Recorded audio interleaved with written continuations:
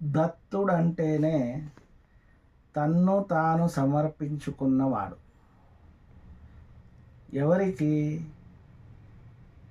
ఎవరికంటే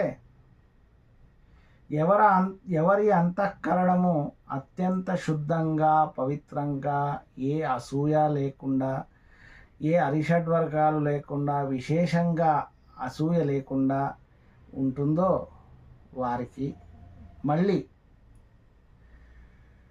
3 అవస్థలు, జాగ్రత్త, సుషుప్త, స్వప్నాది అవస్థల్లో కూడా 3 కరణాలు అంటే కాయ, వాచ, మనస ఎప్పుడూ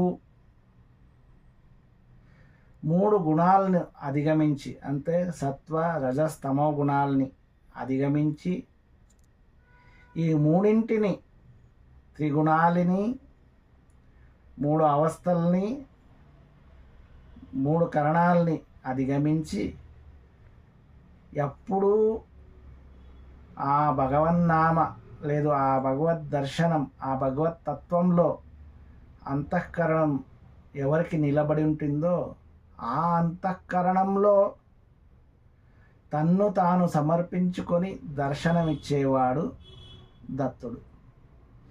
అలాంటి వారే ఏ అసూయ లేకుండా అరిషడ్వర్గాలకి దూరమైన జగన్మాత, జగత్పాలకుని మాత అనసూయ మాత. అయితే ఈ మూడింటిని అధిగమించినవాడు, త్రిగుణాలని, త్రికరణాలని, తర్వాత త్రికాలాల్ని అధిగమించినవాడు అత్రి మహర్షి. ఇలాంటి స్థితిలో అత్రి మహర్షికి, అనసూయామాతకి దత్తుడు తన్ను తాను సమర్పించుకున్నాడు. దత్తుడు తన్ను తాను ఇచ్చుకున్నాడు.